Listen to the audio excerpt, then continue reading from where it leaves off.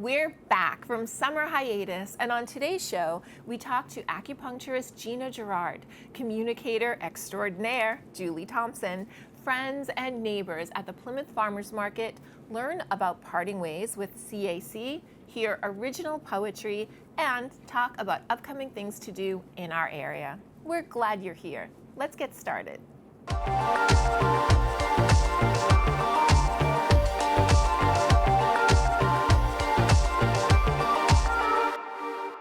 Parting Ways was one of the earliest independent African-American communities in New England, established in 1792. We went on the local scene with our friend C.A.C, Community Art Collaborative, to learn more. Tonight is one of the lectures in Pilgrim Hall Museum's 200th Anniversary Speaker Series, and it's occurring on Juneteenth, June 19th, which, as we know, of course, is a very important American holiday commemorating the end of slavery in the United States. So across the country, many people have activities and programs that relate to the history of African Americans in our nation. And here at Pilgrim Hall Museum, we have a fantastic program on a local site of African American history that has for a long time been overlooked and somewhat neglected. This event came together when we started Community Art Collaborative. One of our early discussions was about parting ways and the fact that I didn't know about it, but I had lived here for a long, long time, around the time that George Floyd was killed in 2020. Upon learning that, McLeana and I made sure that we incorporated parting ways into many of the art installations that we do throughout town. I would say 50 years ago, in the 70s, it was unknown to the majority of people in Plymouth, black, white, other ethnicities. It is a site in Plymouth near the corner of Plimpton, the edge of Carver, the edges of Kingston, and the name Parting Ways came because it was geographically the parting ways of all those four towns. These men, Cato, Plato, Quamani, and Prince, all four of them in the 1770s volunteered to fight in the Revolutionary War in Boston and in New York. Because they volunteered in the military and we won the war, they came back to Plymouth. And Plymouth presented 94 acres of land. Not only earned their freedom from slavery, they were given land. In 1960, my father would tell me, "Bob, there is a cemetery somewhere in the area, but I would advise you stay away from it. It'd be like opening a can of worms."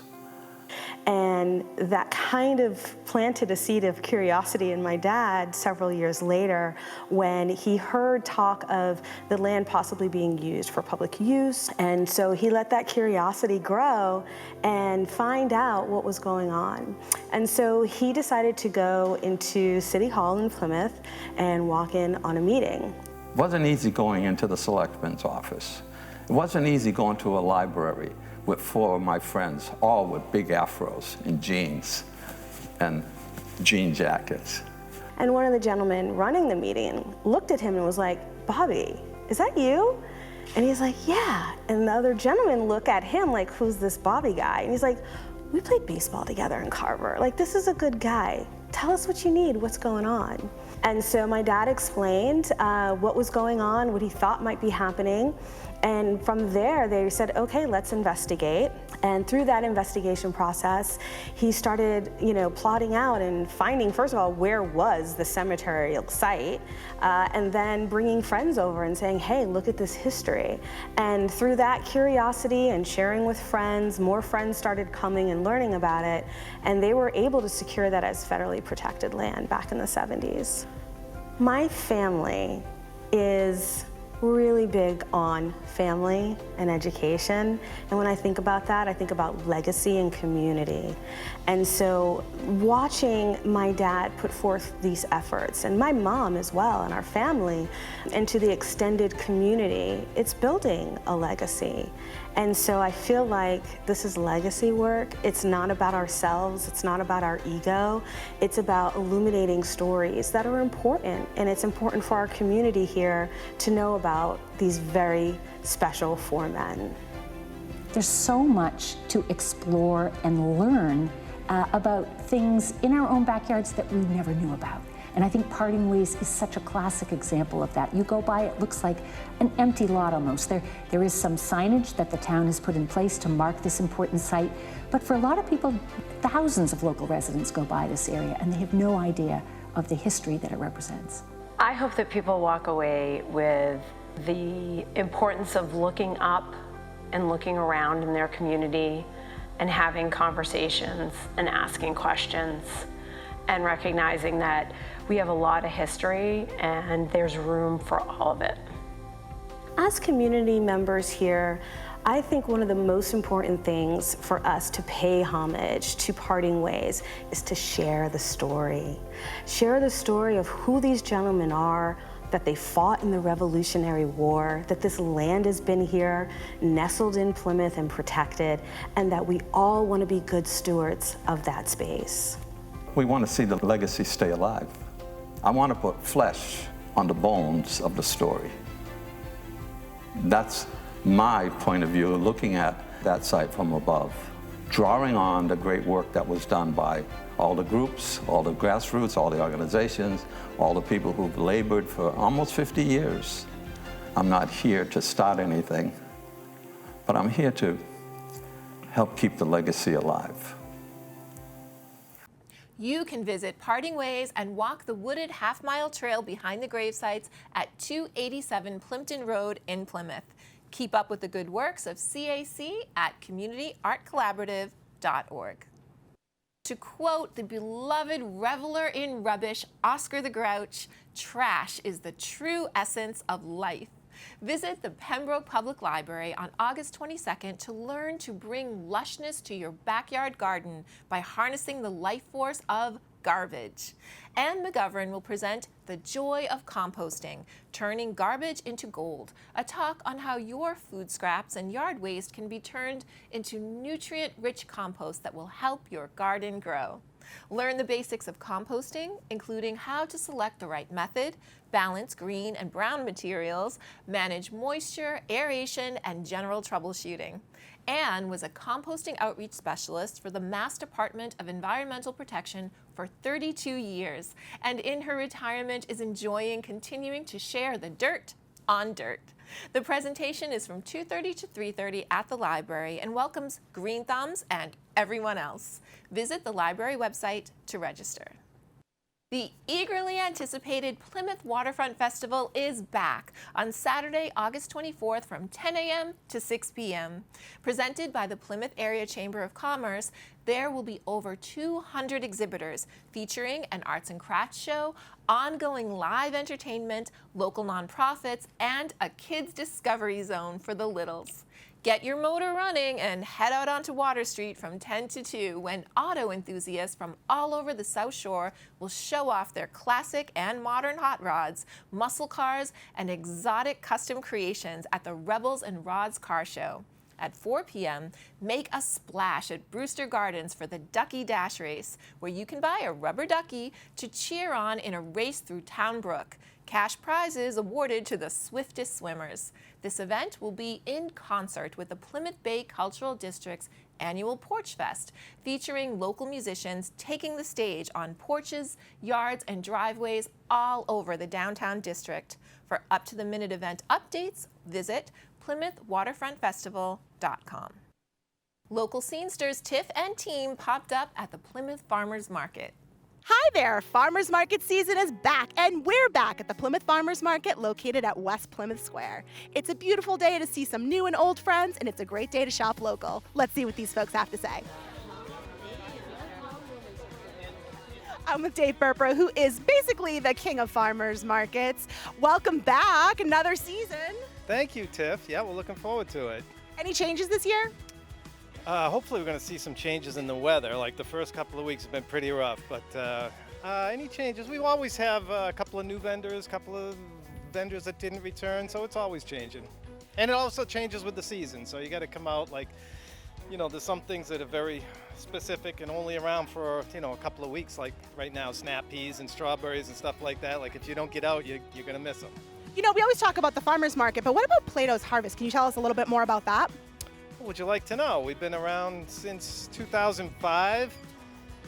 Certified organic. I try and grow a mix of, well, I used to grow everything that you could grow in New England, but now I try and grow everything that I know will sell, that people want, common, normal stuff that people want.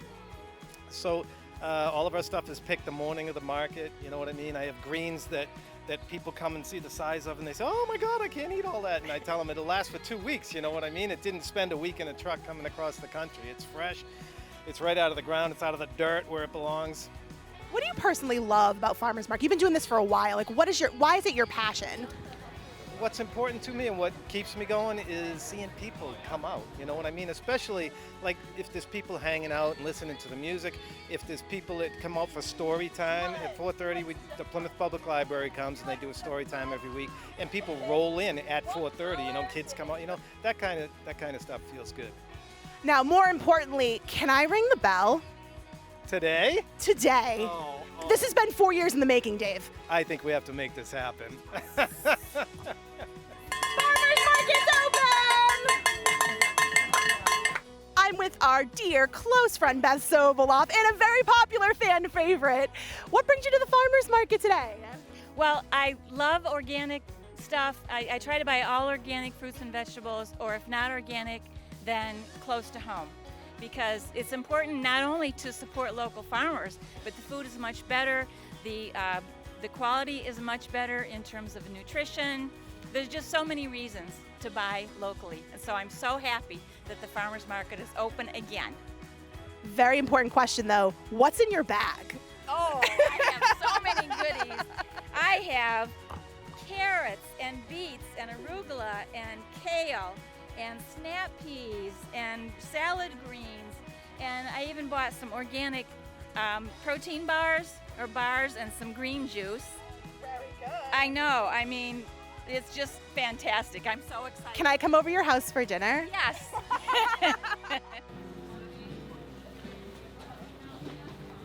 I'm with Ann. Ann, can you tell me what made you come out to the farmers market today? I love shopping local and supporting the local vendors and the local farmers.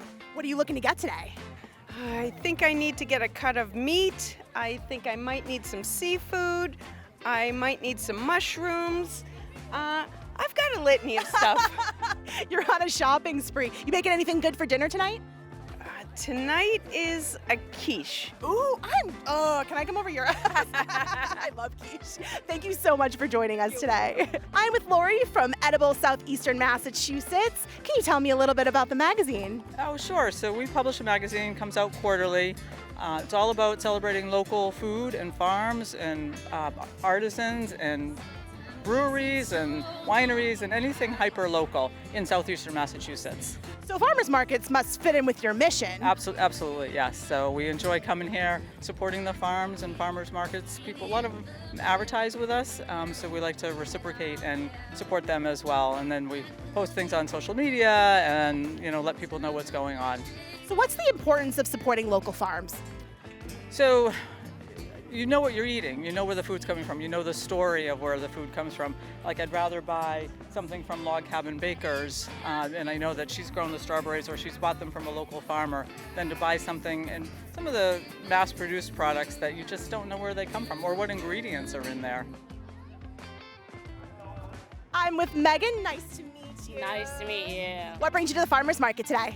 Well, I'm actually here today to get some coffee from our local grinders. Really good stuff, Uncommon Grounds out of Duxbury. Very nice. Yeah, we chatted with them earlier. So, what do you think about farmers markets? How are they important to the community? Well, really, you can kind of be sure about your food and where it's coming from and what's in it.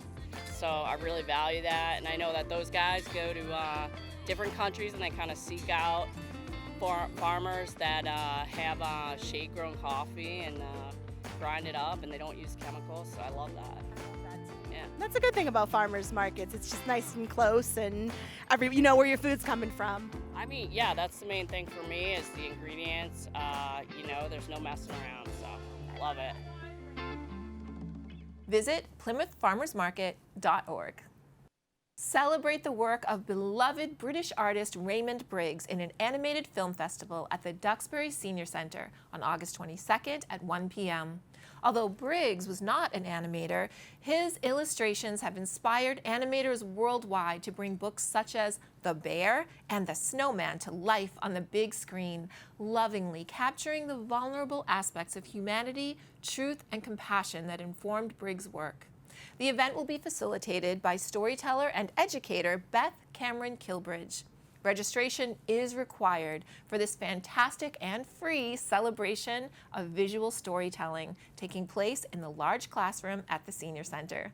Call 781-934-5774 or visit the Senior Center's website to register. Plymouth will be alive with the sound of music from downtown to the waterfront on Saturday, August 24th. From 12 p.m. to 5 p.m., porches, lawns, and driveways throughout the district will set the stages for a diverse offering of local musical talent during the Plymouth Bay Cultural District's annual Porch Fest. This free celebration of sound and song is in collaboration with the Plymouth Waterfront Festival, making this a vibrant day-long destination. If you'd like to perform or are interested in being a venue host, there's still time. Email Melissa Kenny at plymouthbaycultural@gmail.com. Visit plymouthbayculture.org for new details. Gina Girouard is a nurse educator, clinical director, and acupuncturist who lives in Kingston, Mass. Tiff Phillips invited her onto our Open Here podcast. So I'm with Gina Girouard, who's a licensed acupuncturist. Welcome. Thanks for joining us today. Thank you so much for having me, Tiff. So what led you to this field? So Tiff, for most of my adult life, I was in a different career, but on the side, I would take care of my family. So I would be a caregiver to my husband, my children, and my mother, who lived with us until she passed at 93. During that time, they all experienced different Western diagnoses and health conditions. And, we would seek out care through Western medicine. But I always was frustrated with either the answers I was receiving or I felt that there was more that could be done. So I constantly integrated with Eastern medicine in different forms. One of the most prominent form was the acupuncture, which is under the umbrella of Chinese medicine. So that led me to experiencing acupuncture as a patient or a family member of a loved one who's receiving acupuncture, and I saw the benefits there. And then there was a point in my life when I was a seeker of trying to fulfill, I think, a need to do something greater than what I was doing before. And I ended up meeting a gentleman who is my mentor. His name is Jimmy Chung Duong. He's an acupuncturist in Hanover.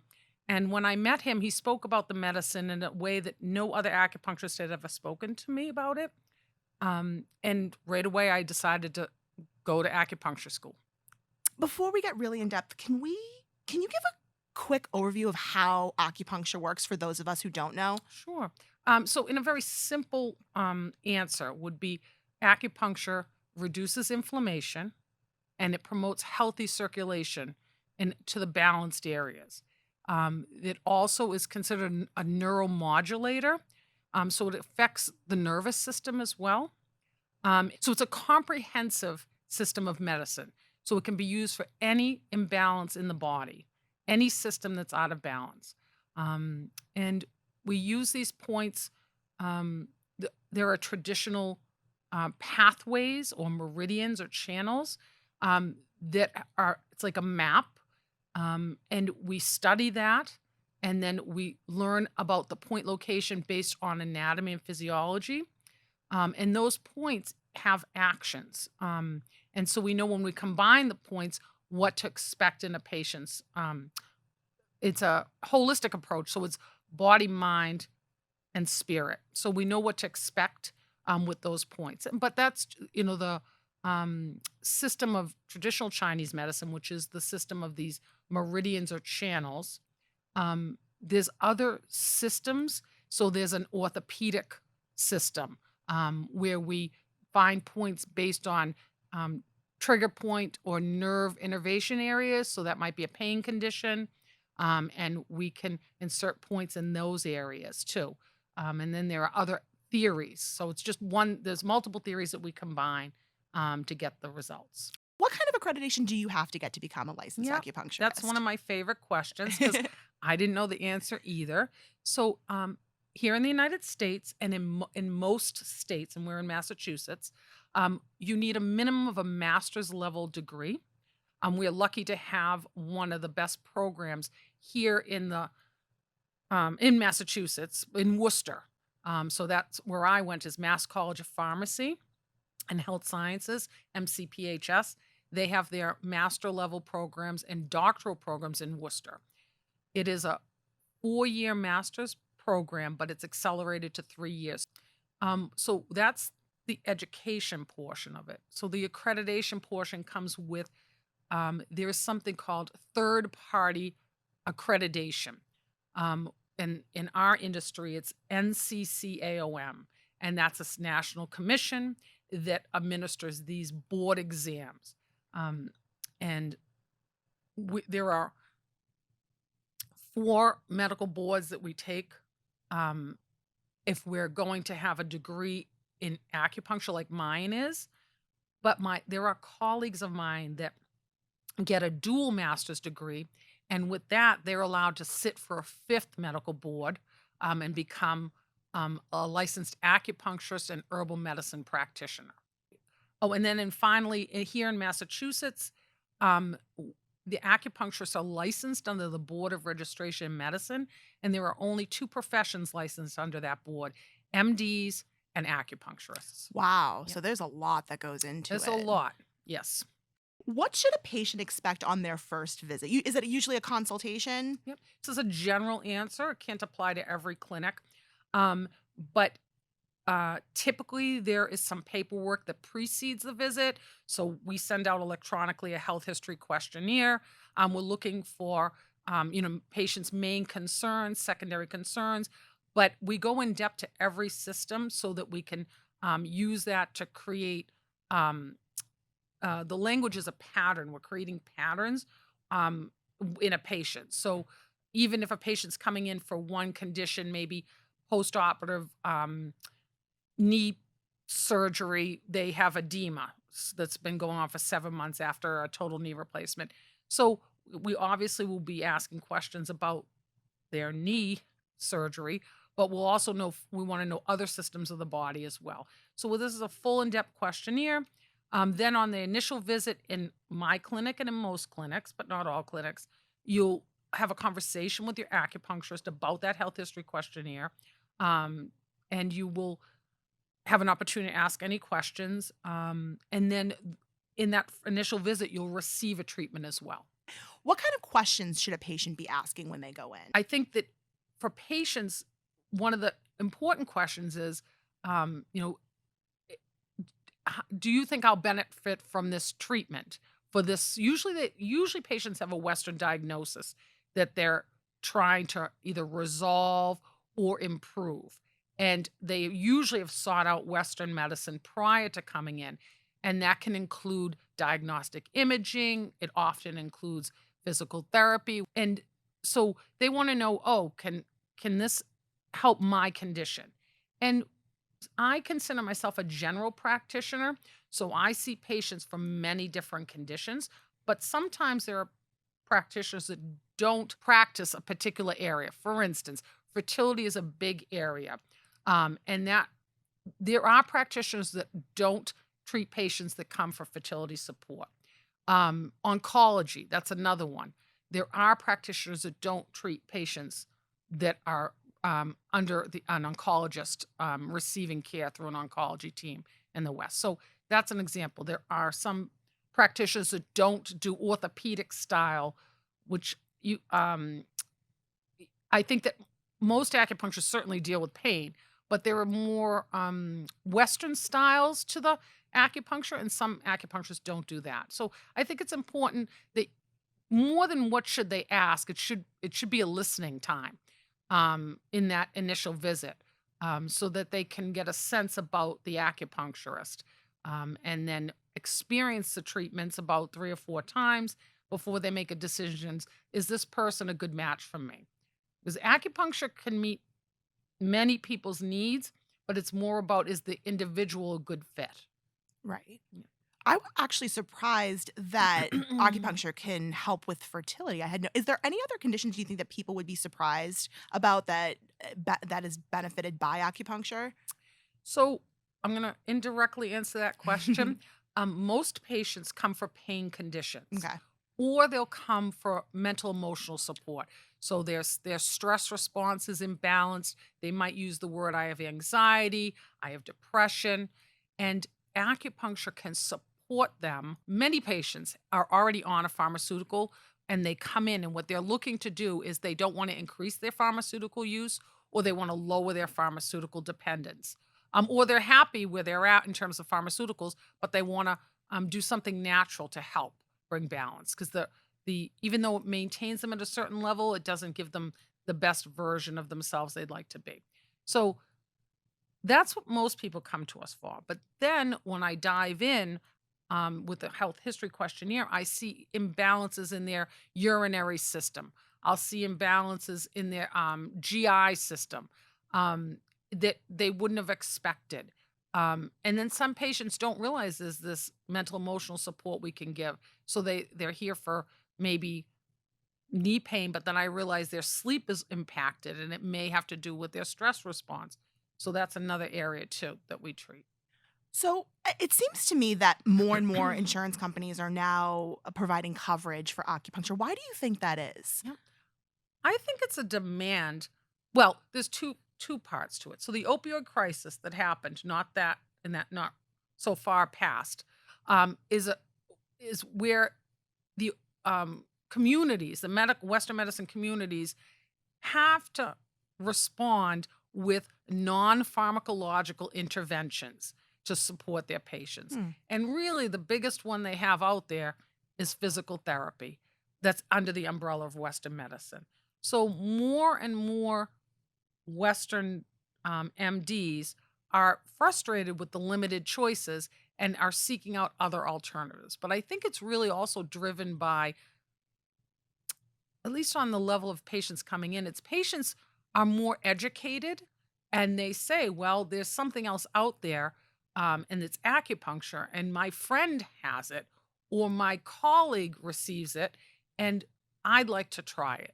So I think the insurance company might be motivated by that as well. And you are correct. Most major insurance companies, at least in Massachusetts, most major insurance companies have many plans that have acupuncture benefits on them. Wow. Yeah. Is acupuncture a replacement for pharmaceuticals? Yeah. So it's not a replacement, although there are patients that will receive acupuncture and then report back to their prescribing provider. So I'll give you two examples. I'll give you an example of a patient on hypertension medicine, so high blood pressure, and a patient that has a thyroid imbalance. So those patients are both on pharmaceuticals for their Western diagnosis. They come to an acupuncturist and they want additional support. One of the points I make to them is that if we're working on this condition directly, then they need to be aware and monitor their state. So with the hypertension patients, I ask them to monitor their high blood pressure. And with the patients with the thyroid imbalance, I ask them to make sure they get regular blood work, because the treatments, and if they choose to do herbal medicine, the treatments of acupuncture along with the herbal medicine can change their state for the better, which means they have to lower the dose of their pharmaceutical. Obviously, they lower the dose with the guidance of the prescribing provider, but that's important. Do you love what you do? I love what I do. You seem it. You seem so invested. I love that. Yes, I do love what I do. It's very rewarding to have a patient in your care, and in 1 to 8 visits, you can see change for the better in that person. And you can see changes in ways that they may not have expected, which is a bonus, and you can see changes with their main concerns. So it's very much like an instant gratification. Most patients leave the clinic feeling better than when they came in. That must be so It gratifying. is. It certainly is. Yeah.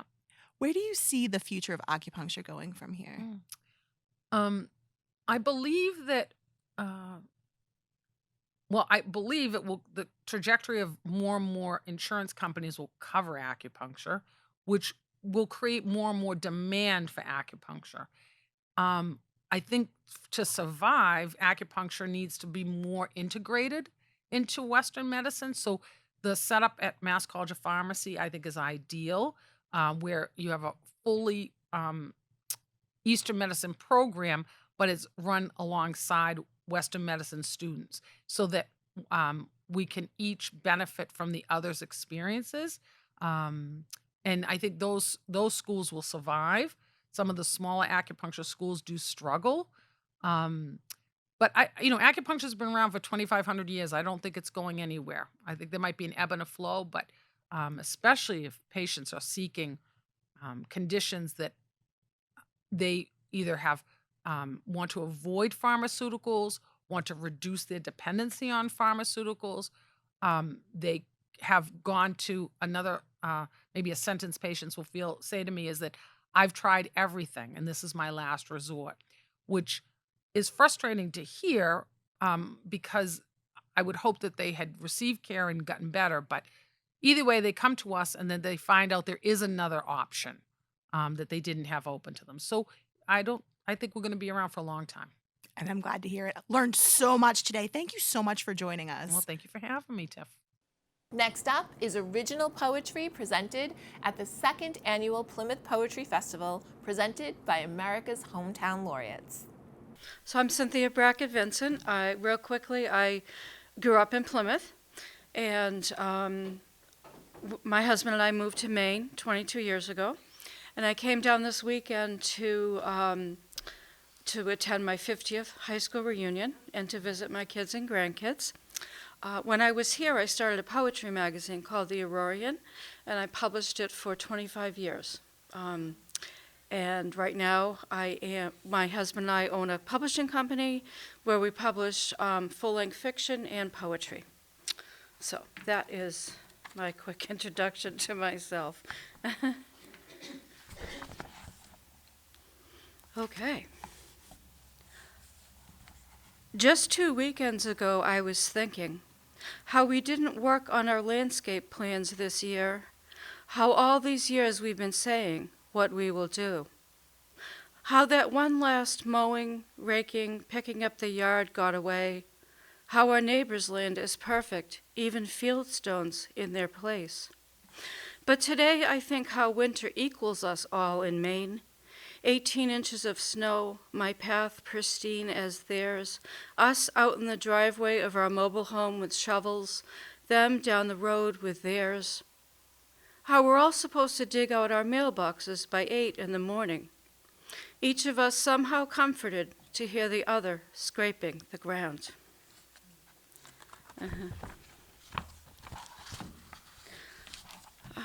Okay. This is called When Even the Inanimate Seems to Rise and Fall with Breath. It's that time of year in Maine, same time 6 years ago when together we fell in love with this bit of rocky land.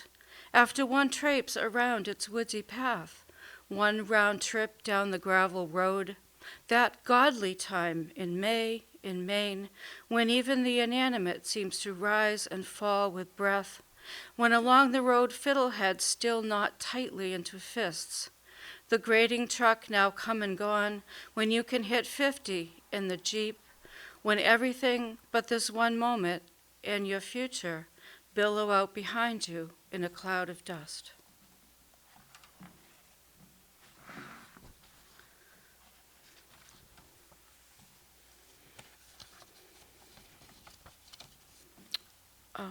This is called In Maine. In Maine, virgin soil becomes tilled. Oxen strain to pull a large fieldstone from its place. The hard crack is heard of stone on stone, each one upon the last as walls are built up. Women in long dresses bend, pluck blackberries from the sun. Inside, precious crimson syrup seeps through sieves. Now drumbeats hush as arrowheads whoosh through air. Long strips of birch bark are peeled from trees, fastened into homes. Along the sandy river, the Amasaconte, first ones here. Even this ledge rock once trembled against ice. In its striations, the teeth of a glacier live. My fingers caress what became smooth from the rough. My father's voice echoes in the fallen trees' rings. Each ring is a year. In each ring, listen, the story of a year. Am I done? Okay, thank you.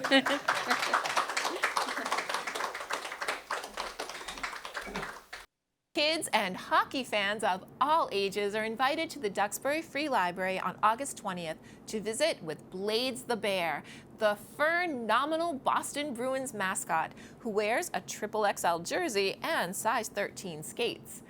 Beginning at 11 a.m., Blades will lead a special story and craft activity, including, of course, bear hugs. Get ready for the season with some Boston Bruins team spirit. Register via the library's website. The Plymouth Antiquarian Society's lush, sweeping lawn and gorgeous view of Plymouth Harbor is the setting for their annual Antiquarian Summer Fair on Saturday, August 24th from 10 a.m. to 3 p.m. Travel back in time and peruse antique books, prints and collectibles, vintage clothing, jewelry, and other timeless treasures, all available for purchase. There will also be a bake sale offering fresh, not vintage, homemade sweet treats. The Antiquarian Summer Fair is free to attend. Additionally, the historic 1809 Hedge House will be open for tours during the event for a small admission fee.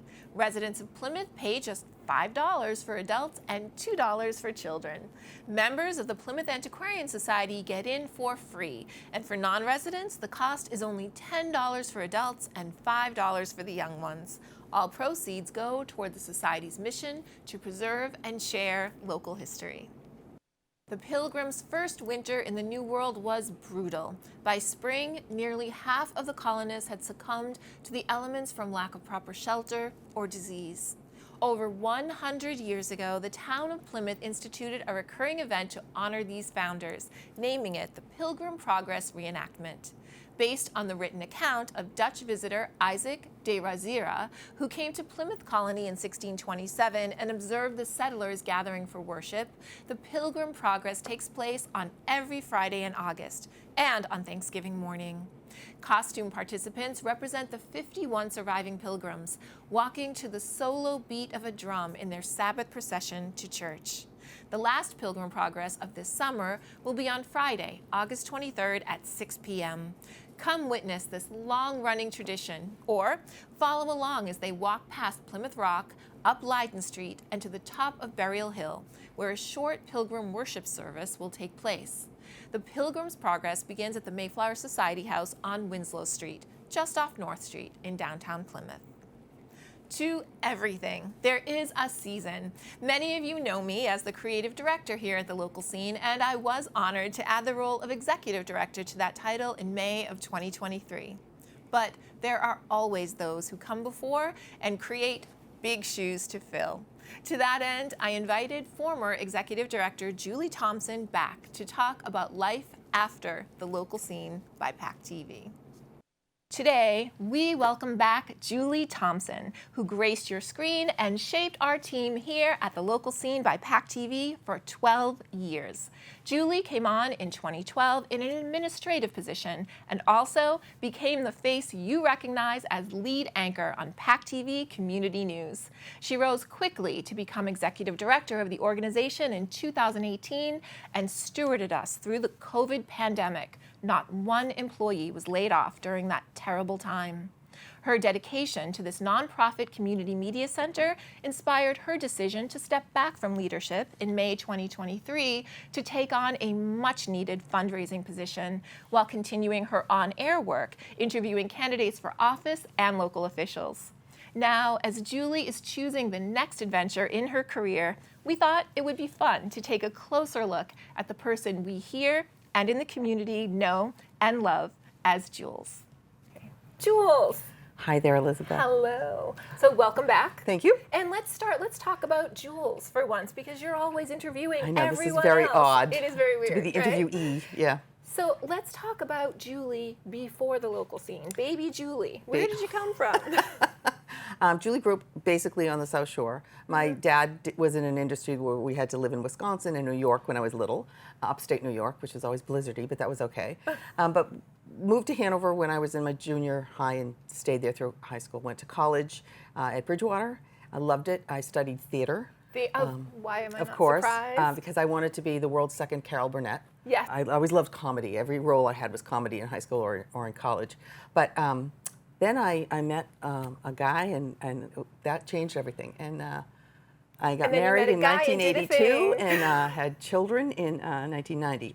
And between that, I worked for Aramark, I worked at a bank, and all this time I was also a dance instructor and choreographer, which I loved. And I have seen because we are Facebook friends, I Yeah. have seen comments from people saying, I loved Julie, my dancing school instructor. Oh, that was So sweet, yeah. It's clear that it's something that you loved. I loved it.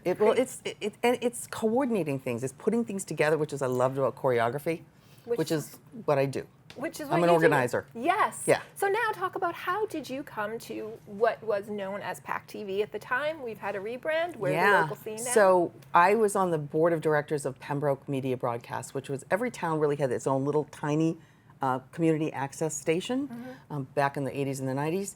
And the one in Pembroke was in a building that was going to be torn down.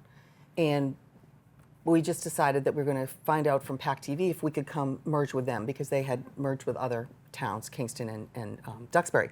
So we did, and the rest is history. I started here part-time as just a bookkeeper and a little admin, and an opening came up for the PAC TV Community News, and I ended up being the anchor for that for years, which I loved. The lead anchor. Well, it was an anchor with, Yes. with other co-anchors. Yes. And I loved it. And what I learned most is I love interviewing people. Yeah. I love finding out what makes them tick, what makes their job work, how it's all connected. And people often are so nervous. And one thing that I loved is people always said, you make me feel so relaxed, which is, I always say, we're just having a chat. Yeah. And I think if more people just sat down and had a chat once in a while with other people, the world would be a totally different place. I think you're right. Yeah. So anchoring has been something that consistently, you were the anchor for PAC TV Community News, Yep. and then the local scene, Yep. the weekly news show, Yep. but also you've been the face of our election services. Right, and I love that. I love interviewing people and doing moderation of debates, if that's what you want to call them, forums, I like to call them.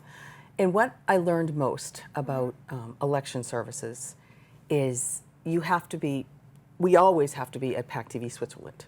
At the local scene, we have to be Switzerland. We can't lean right, left, in between, or anything else. We have to just present candidates or subjects as they are, and let the people decide who they want to support, who they want to go for, who they want to vote for, whatever it is. And that's a skill set that you have always exhibited exceptionally in interviewing someone and being welcoming, open, but also teasing out the details that people want to know. So Yeah, right. is that something that you've cultivated? Of course you have, but has also come naturally to you? I think so. I hate gotcha reporting. Yeah. I hate when people just ask a question to get an answer that they know is going to upset someone. That's not helpful. No. It's not helpful. So to me, people want to see the real person that you're interviewing, whether it be a job, whether it be a candidate, whether it be a coach.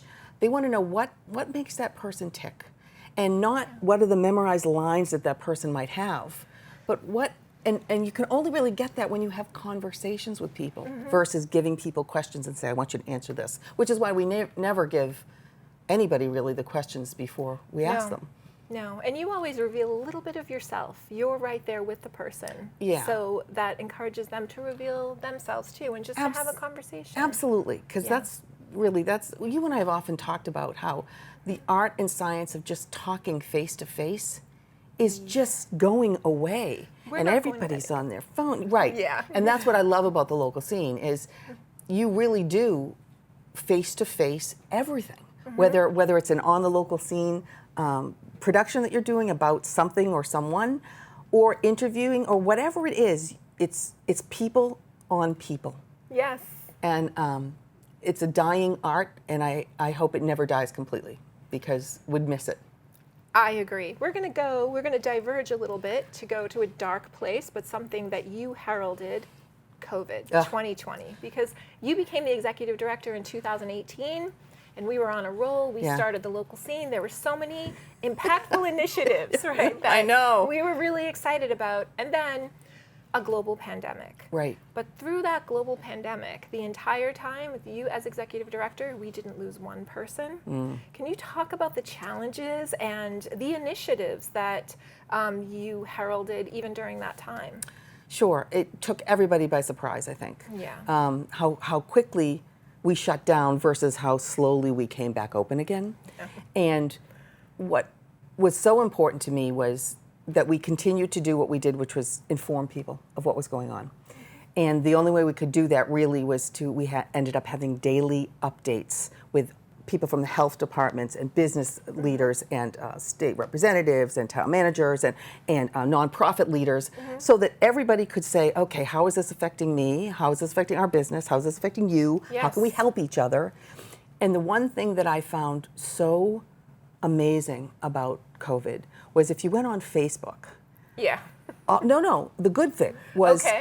I can't find diapers for my kid, and that as soon as you see that, 25 people say, I saw some at CVS, I'll pick them up for you and I'll take them. That's true. There was suddenly we were all united against one common enemy, which was the pandemic. Yeah. And that really hadn't happened before, not in my lifetime anyway. September 11th, maybe. Oh, September 11th, absolutely. But that was the United States. This is a worldwide pandemic. Yes. No, you're absolutely right, and I don't mean to not mention that. But we literally, September 11th didn't shut down everybody. Right. This shut everybody down. Yeah. And I said, no, we're not shutting down. We're going to ramp up. We didn't miss one day. We didn't miss. No, as a matter of fact, we worked every day. We worked 24/7. We really were. Yes. We did everything that we humanly could do to not only keep information going, but to keep the good stories going, Yes. which is what you did, helming your show, which was so important to give people hope and inspiration and light and a we little tried. humor. And a little humor. And a little humor during all this. So I think collectively we got an A+ in my book for everybody who worked here, selflessly, because we all wore the masks and we had to hang up all kinds of shower curtains, really thick shower curtains, clear ones, because we didn't want to go through the expense, we're a nonprofit, of creating all these things with plexiglass, which would have cost us a fortune. No. So we did what we had to do. We did, and we also hosted fundraisers for community organizations. Yeah, we did for the one fund, Coachella, which was Yes. like a musical, we did right in here in Studio A. Yeah. With the Plymouth Chamber of Commerce. Plymouth Chamber of Commerce, and it was for the One Fund, which is a great nonprofit that helps businesses that are in trouble. And a lot of people took advantage of that during COVID. So people survived. And the Plymouth Phil, our friends at the That's Phil. right. We did popping in. We did popping under in, you. that's right, Yeah. that's right. Which is really weird because for musicians it must have been exceptionally tough. Singers can't sing in front of anybody, right? Yeah. Musicians can't use their instruments in the presence of anyone, but they did it all, they all came in remotely. Yeah. And we put it together, and it was a beautiful show, and it raised a ton of money for the Phil. Yeah. And then, of course, we qualified for PPP, especially since we kept everybody employed. Yes. So, because of that, we got Business of the Year for the Plymouth Chamber. In 2020. In 2020. Yes. And we got a citation from the Senate and the House of Representatives for what PAC TV, at the time it was PAC TV, did for the community. And speaking of this organization and community media, in 2023, you testified at the State House, before the State House. Yes. Do you want to talk about the streaming bill? Very few people know the community media centers, like the local scene here, are funded strictly by cable revenues. And that was, back in 1984, that was determined by the federal government that cable, if you were going to now have cable TV, the cable companies had to pay a little tiny amount to all the municipalities that had people who had their products in their town. Tiny It's really tiny. in your cable bill. A tiny thing in their cable bill. And 10, 12 years ago, streaming started. And you've heard of cord cutting, and people are all cutting the cord. So their tiny sliver of what we're getting is coming from a much smaller population now. So the funding mechanism for community media is basically going away. Yeah. But there was a bill that said, okay, why can't streaming companies do the same thing? A tiny piece of that streaming bill would also feed into your local community media center. The bill has gone back and forth a million times. I testified in front of the group that's in charge of it, and it's still pending. I mean, it might happen. It's in committee, right? It's in committee. It might happen. Ways and It might Means. not. We can only hope, because Hopefully. local community media is critical. What impact? So we talk about community media, and people say, is this the news, or what is it? When you're explaining to people what you've been doing for the last 12 years and where we've been doing it, we have this conversation all the time, we both ardently believe that local community media has an impact because it's your local sports, it's the stories about the people in your neighborhoods. Right. Do you believe that community media still has a place and can have an impact?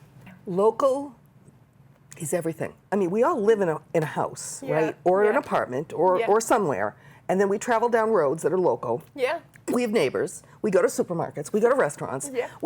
Everything, really, when you think about it, unless you commute for a job, Yeah. you have a little tiny cosmos of a world 100%. that is dependent on each other. Yes.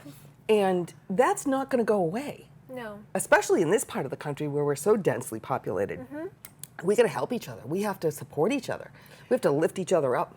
And that's why it's important to know about your neighbor. Maybe Absolutely. people in neighborhoods don't talk to each other, right? But that was another thing about the pandemic, that suddenly, I know I met 3 neighbors I didn't even know during the Yeah. pandemic, because nobody left anymore. They didn't go to Boston. Yeah.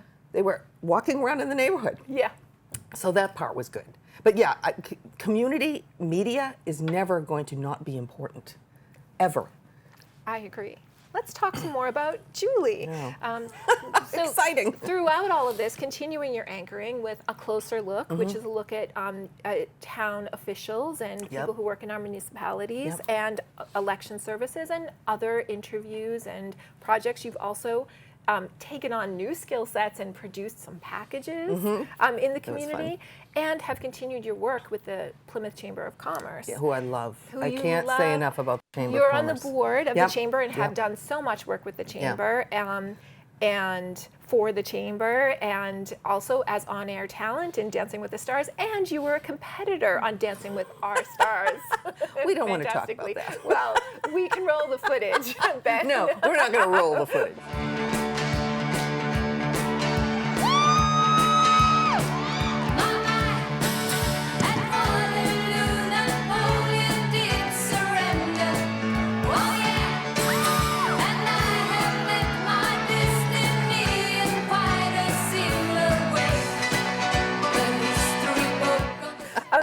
But also, through your continuing work, this year you were awarded the Plymouth Area Chamber of Commerce's Inspiring Leader of 2024. Which really blew me away. I had no idea. And if I inspire people, I'm thrilled. Yeah. And if I inspire people, it's just because what we're doing right here. Yeah. We're real. We don't pretend we're anything we're not. We try to strive to do the best we possibly can. Yeah. And if that makes me an inspiring leader, go for it. I love it. Go for it. So what's next? Do you have initiatives, I know, coming up with the Chamber, but you have other initiatives going on in your life? Yeah, well, hopefully I will still be doing moderating the town hall candidate event that we'll do sometime in October. The Chamber sponsors it, and that will be the people that are running for state senate, for the state representative, and for the municipal government, county government, Plymouth County government spots. And that's really important this year. More than as is the national election this year. It's we're at a critical time in our country for people to decide what direction do they want to go in. And again, it's if you present people with facts, they make the decisions. Well done. And you have another initiative? Well, and my 2 greatest important things in my life well, 3. My husband. Yeah. And he's my second husband. Hi, Dave. Hi, Dave. And my 2 children, Alex and Abby. Alex is out in LA. He's an inspiring and aspiring director-writer for movies. And Abby is moved here to Plymouth with her fiance. And she is going to launch a entrepreneurial something. And we're not ready to talk about it yet. Okay. And I'm going to be helping her with that. And then I would obviously I'm open to any kind of part-time role. I mean, on LinkedIn, I look like I'll do anything. And that's, it's goofy, but I have some skill sets, and I get bored easily doing the same. I can't do the same thing every day. Yes. Can't do it. So I love project work. Yeah. And so I would absolutely be open to project work or anything else. And your tremendous skill set, what the thread that runs through everything is your tremendous skills of communication. Thank you. Which applied on air, applied in, as a liaison in so many different ways. Taking advantage of those strong skills would be a benefit to any organization or project. I agree. And the one thing that I think, and you're a lot like me in this way, is I'll just tell it like I see it. Yeah. And I don't fluff around with bull. It's like, if I'm in a meeting and somebody says, what do you think? I'm going to tell them what I really think. And I won't be rude about it. But I'm always going to, I try to look at everything from like 85 different points. And this is what you're trying to get at. Yeah. And I try to poke holes in the 85 different points. Yeah. So that you refine them as you go along, so that whatever you end up with has been pretty well vetted. Yeah. And that's what I love to do. That's why I loved choreography. Because it's the same thing. You're moving 20 bodies around a stage to music, and they all have to end up in something that makes sense. And stories are choreography, life is choreography. I love that. And I think we'll end there. Okay, and Jules, thank you. Thank you. Thank you, Elizabeth. The No Hate campaign is a photographic silent protest created by photographer Adam Buska and partner Jeff Parsley in 2008 in direct response to legislation intending to ban marriage equality. Photos feature subjects with duct tape over their mouths, symbolizing their voices being silenced, with No Hate painted on one cheek in protest. The No Hate campaign has grown from a grassroots groundswell into a charitable organization whose mission is to fight for marriage, gender, and human equality through education, advocacy, social media, and visual protest. No Hate has hosted photo shoots in 48 of the 50 states in the U.S. and 20 countries around the world, and has captured over 56,000 faces. So, are you ready to lend your look to the fight for equal rights? Plymouth Pride is hosting celebrity photographer and No Hate co-founder Adam Buska for a No Hate campaign photo shoot in Plymouth on Sunday, September 8th from 2 p.m. to 4 p.m. at Hotel 1620 in Plymouth Harbor. The cost for a solo photo is $40, and for couples or groups, just $25 per person. No reservations are needed. Just arrive dressed in a plain white shirt and ready to strike a pose. Photos are on a first-come, first-served basis. You'll arrive to fill out a model release, complete payment, and receive the famed duct tape and No Hate temporary tattoo to complete the signature No Hate look. All money raised at this event goes toward the continued fight for human equality, anti-discrimination, and anti-bullying. For more details, visit the No Hate organization's website at nohatecampaign.com. And that, my friends, wraps this episode of What's Good and Good to Know in our area. We are grateful for your attention and thank you for watching. And we thank our patrons, Tiny & Sons, Quintal Brothers, and Squinny's Pizza for supporting our mission of community in action through media. We'll see you on the local scene.